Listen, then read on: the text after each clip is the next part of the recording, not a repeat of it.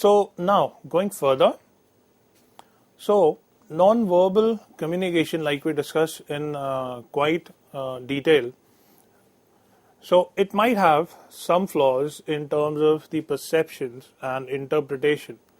However, the body language could precisely imitate the exact state of mind of a person, like I just previously shared.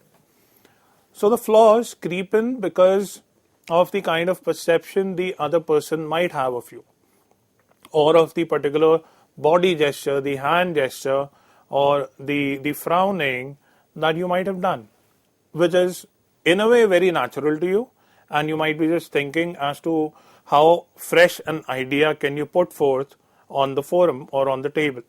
But the other person might have taken that as a negative gesture. So everything depends upon the perceptions and the interpretation to those gestures that come very naturally to you, but all depends upon the interpretation of those gestures by the other person. So you need to be very articulate and very artistic on each and every body gesture of yours, which sums up to be body language, which is actually subset of non-verbal communication. So be careful, especially when you are just a night before your interview and you're sitting right in front of your mirror, the home mirror, and you are practicing how to give your introduction.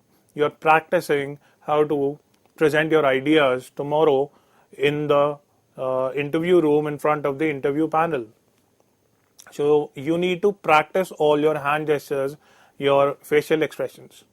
That is why we consultants keep emphasizing, keep hammering that please practice and then go for different interviews, or even the expert research scholars who might be listening to me here, viewing me here, they must practice a night before, 2 nights before, on those research papers that they are presenting in the conferences. It's very important to practice. Right. So going further now, virtual communication, very important these days. So virtual communication has the biggest limitation actually of detecting a tonality. So you are mostly, writing. So never respond to a message, a written message. Never respond to a written message when you are overexcited or you are angry. Both can be a positive and the other one extremely negative emotion. So in either or of the circumstances or situations, your mind would directly and your emotions would directly affect your overall personality and the ability even to choose words, those carefully chosen words to actually be used while communicating with the other person. So you need to be very careful upon your word choices or your terminologies choices. So virtual communication brings in a particular limitation there. Although we can just voice record a message and send it, but we would prefer not to receive a recorded message from our subordinates if we are the senior research scholars, or if we are the senior team heads. Very important, right? So it can leave you on a wrong note and it will affect your overall image in the organization.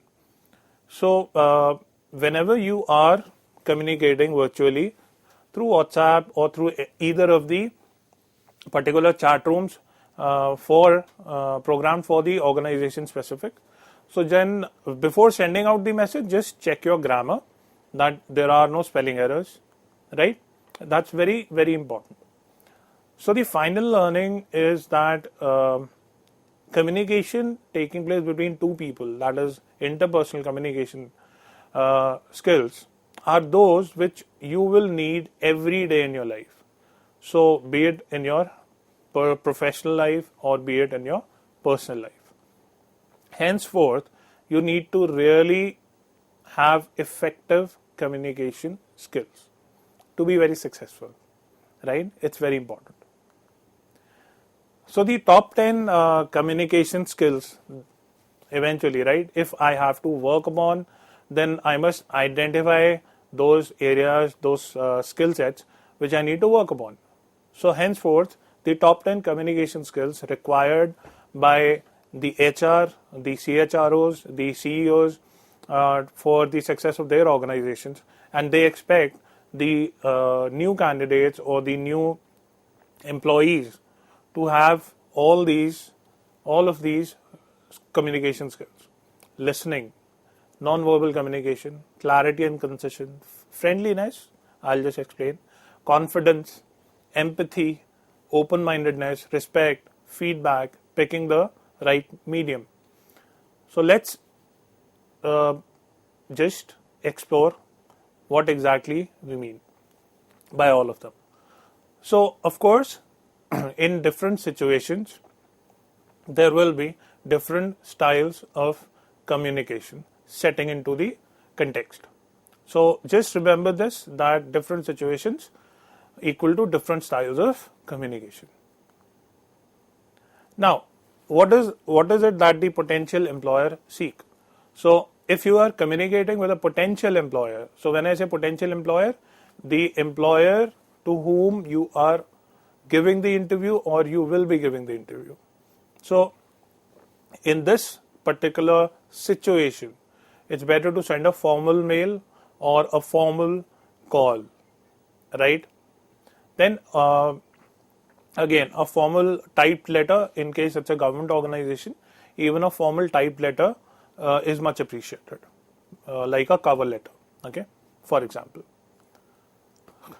So in the workplace, you may find it's easier to communicate, a complex piece of information or a longer piece of a project or official project that you have. So the complex information in person, that is physically, right? You go to the person, you talk to him, you take a diary or a pad, by the way, and you just jot down the main points of the information, right? You come back and then you draft an email and you send it across. Just the main points of discussion. That's how you save your time, okay? And the other person's time also in reading a long and a dense email. In case it's a virtual workplace, like we've already had a particular situation in our past 2 years. So in that case, of course, a video conference would help you do the same. Send out the link and then discuss it over, and finally draft and send a short mail, right, over to the other person or to your superior or the subordinates, whosoever the person may be. Now, like I said, the friendly part, the friendliness, that I will explain to you. So approach your interactions with a positive attitude, keep an open mind, and ask questions. Always ask questions in a discussion to help you get a better clarity, understand where they are actually coming from. So what is the root cause? What is the root of that particular idea or that whole interaction? You need to first understand that. For that, you need to ask the questions. So while asking questions, please keep an open mindset.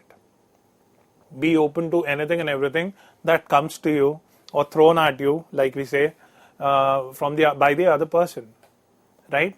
So at times this is a conflict situation also. So you need to understand and gauge and finally solve that conflict situation as well. Okay. Then small gestures. Now these small gestures can be very critical at times. So small gestures such as asking someone how they're doing, smiling as they speak, or they're offering praise to you for the work well done. This can help you foster productive relations with both the colleagues and the managers. You know, the friendliness is improved upon here and this friendliness is actually a direct input for increasing the productivity of the organization, of the team, or of the particular person himself. So a simple smile would go a long way in actually increasing the productivity and creating a good workplace environment. And yes, your job, it gets stronger and more secured. You get better pay, right? So if you want a good appraisal, just smile. That's what I'm trying to tell you here. You want to get rich, just smile. Going further, so be confident. So any and every particular idea that is presented with confidence, a great stature, a great smile, a great poise, a more confident voice, that stands a better chance to be accepted, rather than something with a low, mundane and a very, very down toned voice that mostly gets rejected, right? So there are many ways to appear confident, like making eye contact when you're addressing to someone or you're talking to someone, sitting up straight with your shoulders open and preparing ahead of time so your thoughts are polished. Like just a few minutes back, I told you to prepare while sitting just a night before, straight in front of your home's mirror, and just practicing on that positive body language with a smile, right? You want to get rich, just smile. Just remember that. So be confident and maintain your poise, be calm and keep communicating. So you'll find confident communication, it comes in handy not just on the job, but even during the job interview process as well, just the way I explained a while ago. So this is the confident communication mantra, right? Going further, now comes a very, very highly expert and specialized skill set, and this is also included in your communication skills. This is giving and receiving feedback, which is not so easy, because you need to be very constructive, and you need to be very positive when you are sharing it. So strong communicators can accept critical feedback and provide constructive inputs to others without sounding negative. Very important. You should not sound negative, and you should first share the positive aspects to and in a particular person. So let's say there has been a presentation given by your subordinate. So you now have to give an open feedback in front of other of the teammates of his. So what do you do now? You give the positive feedback first. You share the positive aspects of the presentation with the person, and then now you come to not the negative aspects. You don't say that. You say the areas of improvement, or some other terminology that sounds more suitable as per the organizational culture.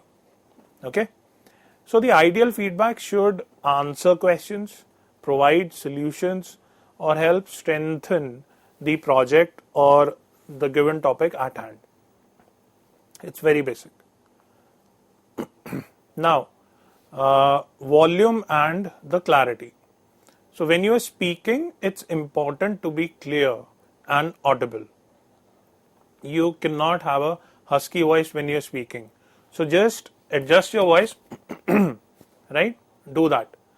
And then start speaking. So you can be heard in a variety of settings. And that is a skill. That's another heightened technique, a technique of a higher level. So a person sitting at the back of the audience and a person sitting right in the front, both can hear you equally, right? And it's critical to communicate effectively. We all know that now. So speaking too loudly may be disrespectful or awkward in certain settings, like the one I just shared. And if you are unsure, then just read the room to see how others are communicating.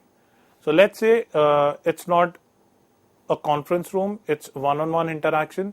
So just see how the others are connecting or communicating with each other, how they're talking to each other. Just follow the code. Just follow the same conversing code and talk in a similar fashion like the others are talking. And then slowly, when you get accustomed to that particular area, the culture of that organization, slowly you will have your own customized style, which is accepted as per the company. Very easy. Now we come to something which holds as one of the key to the treasure of your success as a communicator. I guess even if I read this out, that is empathy. Listen to understand, not respond. Right? So somehow the heart has been shifted to the brain. So anyone from the anatomy may not agree to this, but yes, empathy is placing your heart to your brain and trying to step into the other person's shoes and pretty much technically, personally, professionally trying to build that connect. Once you have done that, you will be successful throughout your life. So what is empathy? So you can understand and share the emotions of others.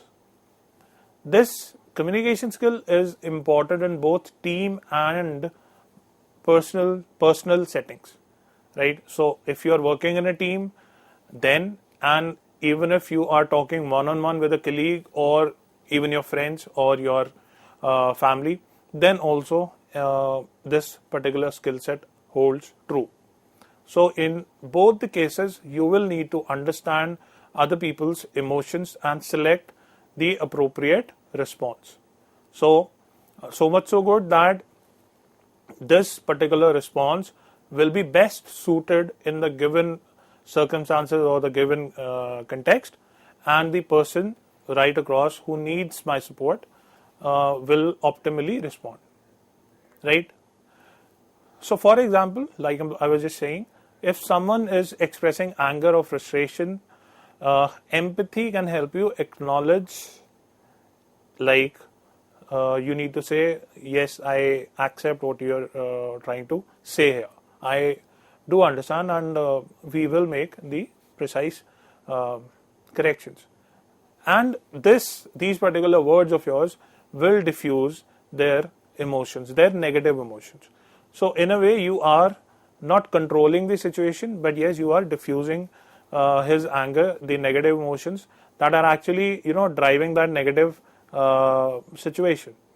So you are striking straight at the very root of that particular situation, and that striking through the empathy tactic, the empathy skill set will bring down the tense situation. So empathy is very effective mostly.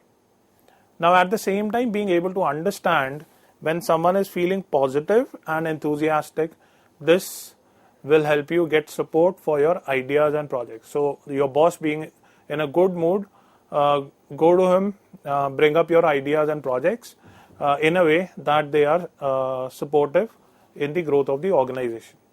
So this will help you. So now you are empathizing in a positive manner with your boss that this is a project that I think of, this is the project idea, hence please support and help me. Respect. So this is a key aspect of respecting others, like I've already explained. So always allow others to speak without interrupting, actually, right? And respectfully communicating also means using your time with someone else wisely. So respect is very mutual and you need to create that. Now, understanding non-verbal cues, like I already said, so this all is included pretty much under the non-verbal communication. So your body language, facial expressions, and the eye contact, right?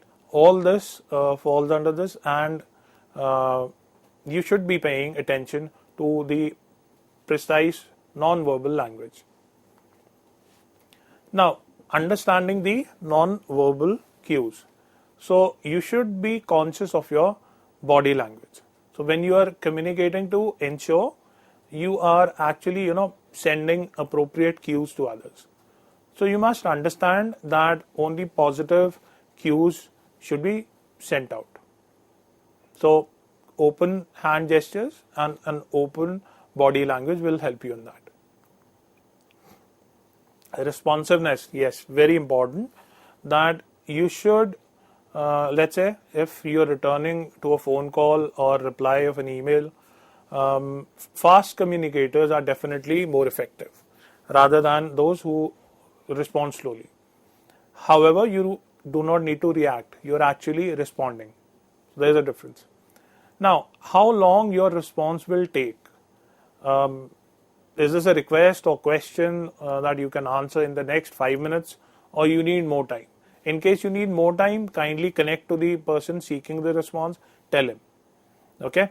That would create respect for you.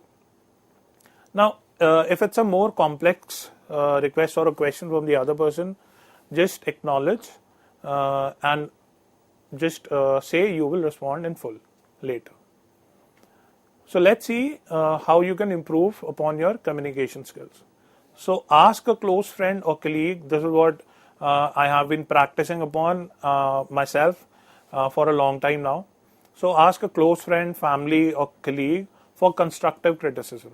So you need to pretty much give a demo to him or her over a particular speech, learn that speech, or just read it out to the other person, and he or she will be giving you a very candid feedback on this. So this helps you out, a constructive criticism. Practice improving communication habits. So you might be repeating certain words, verbiages quite frequently in your sentences. So you need to control those. So just practice improving such communication habits. Then attend communication skills workshops or some certifications from good instructors or powerful speakers. So this will help you out not only in improving your CVs or your own skill sets, but also help you in building your personality. Now, seek opportunities. Now that you have already started working upon yourself, or you have finished upon the certifications, you need to experiment that. So put yourself to the world, put your skill sets in front of the world, and now you need to practice as to actually in the real world how you can face them, right? And face them effectively. So communicating effectively in the workplace and actually how to do it.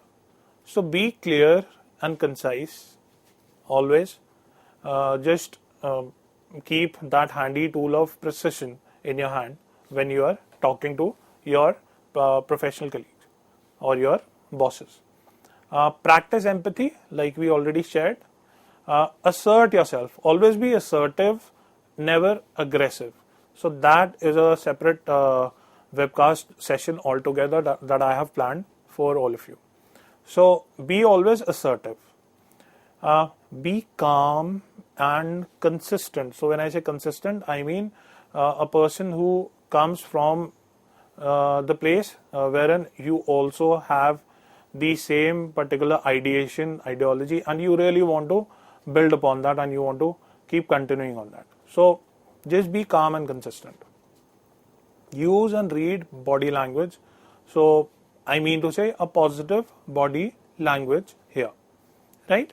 This way you will actually build upon a positive communication skill set for your workplace, and this actually builds upon your professional personality positively and takes you all the way in building your career. With that, I, Mayank Bharadwaj, bring you to the end of today's webcast, and the next time we meet, I will be bringing a fresh topic and a fresh field of specialization and expertise for all of you, for all of my viewers. Thank you.